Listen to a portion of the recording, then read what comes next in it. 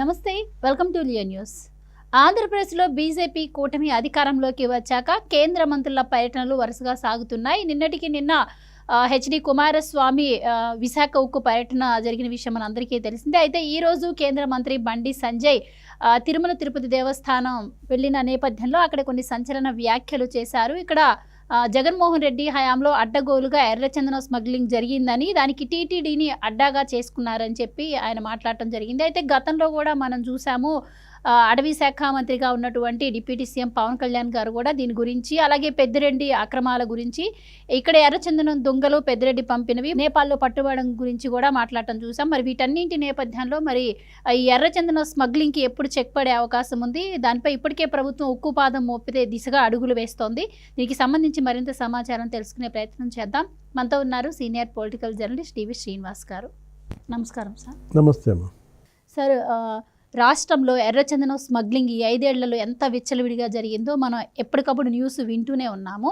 రీసెంట్గా ఇంకా ప్రభుత్వం మారింది కాబట్టి ఎక్కడో నేపాల్లో మొన్న పట్టుబడింది, ఇక్కడ ఆంధ్రప్రదేశ్ నుంచి వెళ్ళింది అని చెప్పి స్వయంగా పవన్ కళ్యాణ్ గారే చెప్పడం అయితే జరిగింది. సో దీనిపై మేము ఉక్కుపాదం మోపుతామని కూడా ఆయన క్లారిటీ ఇచ్చారు. అండ్ నిన్న కేంద్ర మంత్రి అయినటువంటి బండి సంజయ్ గారు కూడా టీటీడీ దేవస్థానానికి వెళ్ళి అక్కడ కొన్ని సంచలన వ్యాఖ్యలు చేశారు. మరి అక్కడ జాతీయ రాజకీయాల్లో కూటమి కావచ్చు, మరి ఆంధ్రప్రదేశ్లో కూటమి కావచ్చు, ఎర్రచందనం స్మగ్లింగ్ మీద బాగానే దృష్టి పెట్టినట్టయితే పరిస్థితులు కనిపిస్తున్నాయి. మరి ఎప్పటి వరకు దీనికి చెక్ పెట్టే అవకాశం ఉంటుందంటారు? ఏం చెప్తారు? ఇవాళ ఆంధ్రప్రదేశ్లో ఒకవైపు తిరుమల తిరుపతి దేవస్థానం, దాని ప్రతిష్ట, అక్కడ ఉన్నటువంటి భక్తుల యొక్క మనోభావాలు, మరోవైపు ఈ ఎర్రచందనం స్మగ్లింగ్, శేషాచలం అడవుల్లో ఆ ఎర్రచందనం, అది స్వామివారి సంపద, టీటీడీకి ఉపయోగపడాల్సినటువంటి సంపదని వీళ్ళు ఏం చేస్తున్నారు? పెద్ద ఎత్తున అక్రమ రవాణా, ఆ ఎర్రచందనానికి ఉన్నటువంటి ఆ డిమాండ్ నేపథ్యంలో విదేశాలకి వీళ్ళు అక్రమ రవాణా చేస్తున్న దాంట్లో జగన్మోహన్ రెడ్డి 5 ఏళ్లలోనే నీకు 40,000 కోట్ల విలువైన రెడ్ శాండల్ నీకు దేశ విదేశాలకి తరలిపోయింది.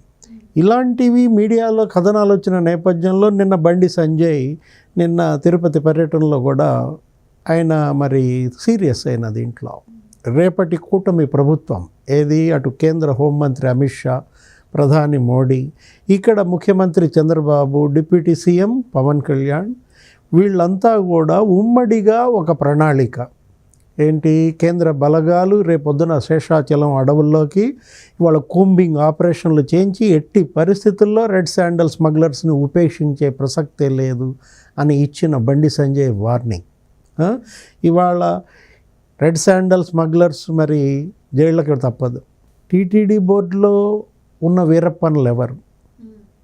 బండి సంజయ్ చెప్పిన వీరప్పన్లు చెవిరెడ్డి భాస్కర్ రెడ్డా, భూమన కరుణాకర్ రెడ్డా?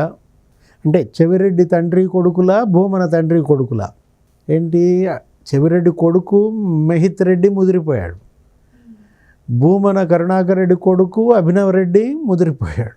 అటు ఆ తండ్రి కొడుకులు ఈ తండ్రి కొడుకులే కాదు, ఇంకో తండ్రి కొడుకులు ఎవరు? పొంగనూరు వీరప్పన్, ఎవరు? పెద్దిరెడ్డి రామచంద్రారెడ్డి, పెద్దిరెడ్డి మిథున్ రెడ్డి. అసలు ఎలా వీళ్ళు అక్కడ వేళ్ళునుకున్నారు? రాజశేఖర్ రెడ్డి హయాంలో వీళ్ళని పెంచి పోషించాడు ఆయన. ఏది, ఇది ఇప్పటిది కాదు, ఎప్పుడు 2004లో రాజశేఖర్ రెడ్డి ముఖ్యమంత్రి అయిన దగ్గర నుంచి వీళ్ళు అక్కడ రెడ్ శాండల్ మాఫియాగా మారారు. 2004-09 మధ్య రాజశేఖర రెడ్డి హయాంలో పేటరేగిపోయారు. అప్పుడు పెద్దిరెడ్డి రామచంద్రారెడ్డి మంత్రి, ఏది అటవీ శాఖ తీసుకుంటాడు ఆయన, తీసుకునేది కూడా ఎప్పుడు అటు తండ్రి క్యాబినెట్లో తీసుకునేది అదే, ఇప్పుడు కొడుకు క్యాబినెట్లో తీసుకున్నది అదే. ఏంటి అటవీ శాఖ మీద అంత ముద్దు పెద్దిరెడ్డికి?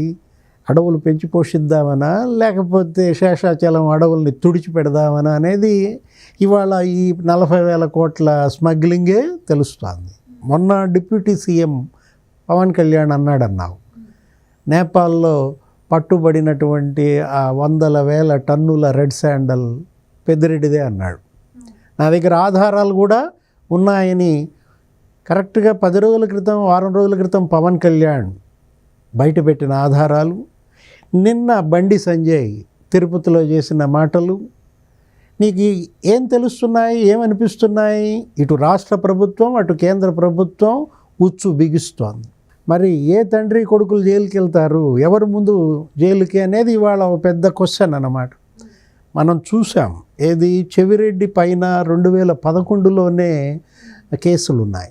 ఏంటి, ఫారెస్ట్ ఆఫీసర్ల మీద ఇతను కొట్టడం, రెడ్ శాండల్ స్మగ్లింగ్ అడ్డుకున్నటువంటి ఆ మురళీకృష్ణరాజు పైన దాడి చేశాడు.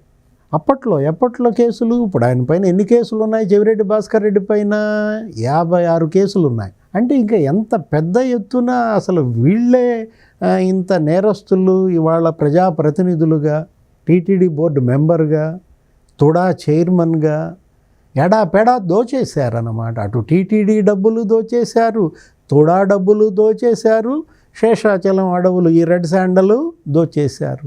ఇదని కాదన్నమాట. వీళ్ళకి అక్కడ ఉన్న ఎస్పీ కోరి తెచ్చుకుంటారు. ఎస్పీని కూడా ఎప్పుడు వీళ్ళ ప్రభుత్వం ఏర్పడిన పరమేశ్వర్ రెడ్డి మొన్న ఎవరిన సస్పెండ్ చేసింది. ఏది ఈసీ కూడా వరుసపెట్టి మొత్తం ఏది దగ్గర 30-40 మంది పోలీస్ ఆఫీసర్లని సస్పెండ్ చేసిన దాంట్లో ఆ పరమేశ్వర్ రెడ్డి ఎస్పీగా పెద్ద ఎత్తున నీకు తిరుపతి ఈ శేషాచలం అడవుల్లో రెడ్ శాండల్ మాఫియా ఎలా పేటరేగిపోయిందో మనం చూసిన దీంట్లో మీడియాలో అనేక కథనాలు. అంటే ఐపీఎస్లే నీకు రెడ్ శాండల్ మాఫియాతో చేతులు కలిపారంటే ఏ విధంగా అసలు ఇక్కడ ప్రభుత్వ అండదండలతో ముఖ్యమంత్రి జగన్మోహన్ రెడ్డి రెడ్ శాండల్ మాఫియాకి ఒక గొడుగుగా మారాడనమాట. భూమన కరుణాకర్ రెడ్డి ఇవాళ అతని కొడుకు అభినవ్ రెడ్డి అటు టీటీడీని దోచేశారు, ఇటు ఈ శేషాచలం అడవుల్ని దోచేశారు. నెక్స్ట్ పెద్దిరెడ్డి రామచంద్రారెడ్డి, అశోక్ రెడ్డి, పరమేశ్వర్ రెడ్డి, ఇట్లా కొంతమంది అక్కడ కార్పొరేటర్లు, వీళ్ళందరి ఆరిజన్ అదే. మొన్న చంద్రబాబు ఎన్నికల ప్రచారంలో కూడా తిట్టారు కదా, రెడ్ శాండల్ మాఫియా డాన్కే ఇతను అసెంబ్లీ టికెట్ ఇచ్చాడు. చిత్తూరు వైసీపీ అభ్యర్థి ఎవరో విజయానందరెడ్డి అతన్ని ఓడించమని పిలిపించిన నేపథ్యంలో జనం సీరియస్ అయ్యారు, ఆగ్రహించారు, ఓడించారు.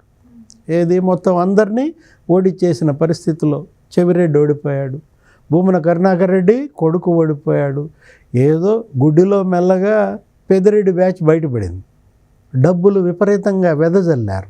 అంటే మీరన్నట్టు పెద్దిరెడ్డి ఒక్క ఎర్రచందమనే కాదు, అసలు అక్కడ అరాచకాలు కూడా చాలా చేశారు. ఆ నియోజకవర్గంలోకి ఎవరిని రానివ్వకుండా ప్రచారాలకు వచ్చిన వాళ్ళ మీద దాడులు చేయడం కావచ్చు, ఈవెన్ జడ్జిల మీద దాడులు చేయడం కావచ్చు, ఇలాంటివి ఎన్నో చూసాము. కానీ ఆయన అక్కడ గెలవడం కూడా చాలామందికి ఆశ్చర్యాన్ని కలిగించింది ఆ టైంలో. సో మరి ఆయన గెలుపుని ఎలా చూడొచ్చు అంటారు? భయం.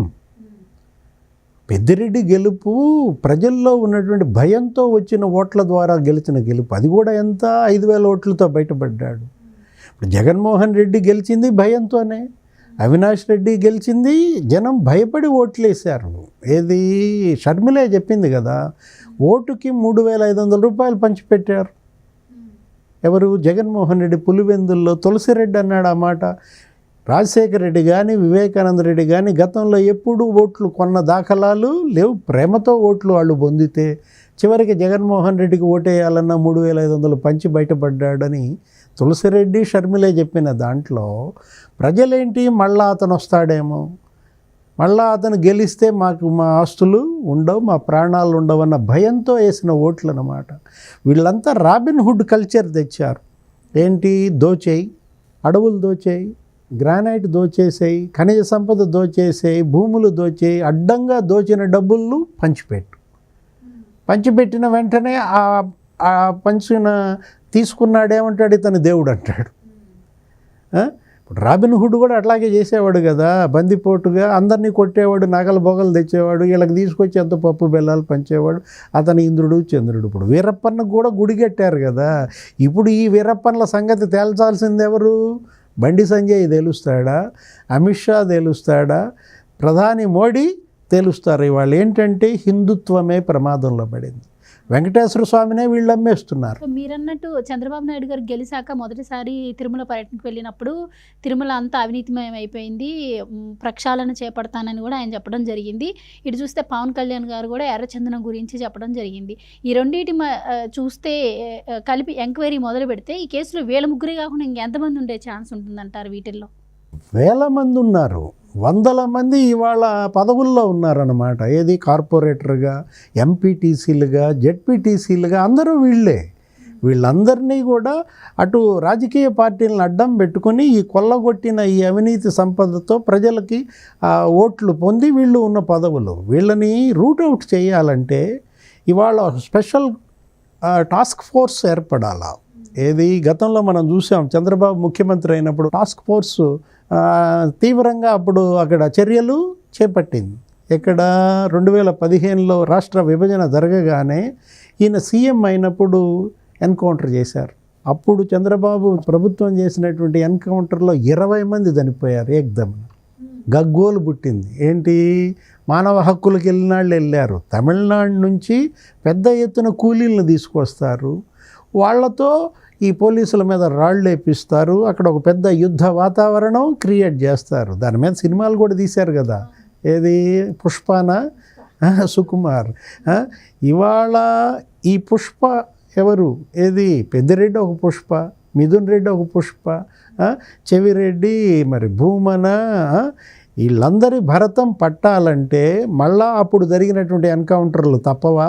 మళ్ళా కేంద్ర బలగాలు శేషాచలం అడవుల్లోకి వస్తే తప్ప ఈ రెడ్ శాండల్ మాఫియాకి అడ్డుకట్టబడే అవకాశం లేదు. ఎందుకంటే వీళ్ళు ఎక్కడ చూసినా వందల వేల ఎకరాలు ఆక్రమించారు. చెవిరెడ్డి ఇవాళ గూడూరులో, సత్యవేడులో, నాయుడుపేటలో, తిరుపతిలో విల్లాలు వందల ఎకరాలు. పెద్దిరెడ్డి 4 రాష్ట్రాల్లో 5 నగరాల్లో అతనికి విల్లాలు వందల ఎకరాలు. అసలు భూమన ఎవరు చూసినా కానీ 5 ఏళ్లలో 5,000 కోట్లంట. ఏది, చెవిరెడ్డి ఒక 5,000 కోట్లు, భూమన కరుణాకర్ రెడ్డి ఒక 5,000 కోట్లు. ఎవరికి వాళ్ళు ఏడాదికి 1,000 కోట్లు చొప్పున సంపద పోగుపెట్టారని మీడియాలో కథనాలు మనం చూస్తుంటే రెవెన్యూ రికవరీ యాక్ట్ ఉపయోగించాలా? ఆ రెవెన్యూ రికవరీ యాక్ట్ ఉపయోగించి ఆ యనమల రామకృష్ణుడు వీళ్ళు డిమాండ్ చేసినట్టుగా వీళ్ళు కొల్లగొట్టిన సంపదని ప్రభుత్వ స్వాధీనం చేసుకోవాలి. రైట్ సార్, మీరు అన్నట్టు పుష్పలో సినిమాలో ఒక్క పుష్ప ఉంటేనే అంత స్మగ్లింగ్ జరిగితే మరి ఇంతమంది పుష్పాలు ఉంటే ఎంత స్మగ్లింగ్ జరిగి ఉంటుందో అసలు ఊహకే అందట్లేదు. సో వీటన్నిటికి కూడా త్వరలో చెక్ పడాలని మనం ఆశిద్దాం. Right, thank you. నమస్తే.